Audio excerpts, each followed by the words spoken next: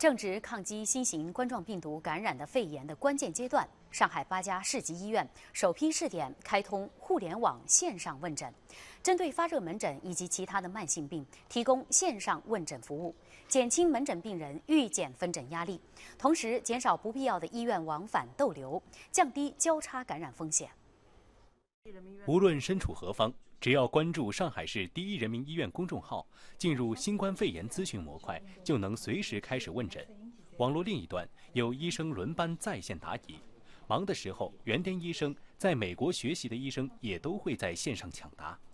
从昨天早上7点半上线到今天下午1点半，访问量已达5500多次，500多人在线咨询。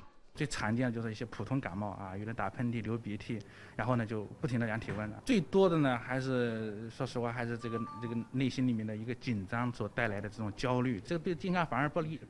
医生建议，如果没有明显的发热、咳嗽等症状，也没有明确的接触史，只是有点不舒服，居家观察、适当隔离就可以了，不用过分紧张。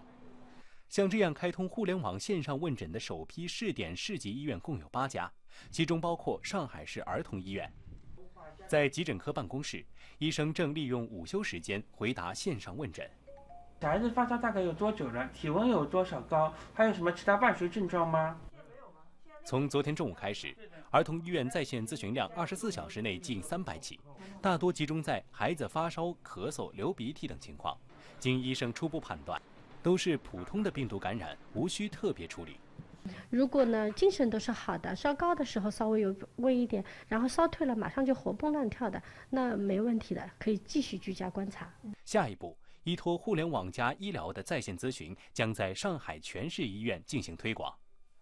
东方卫视记者周莹上海报道。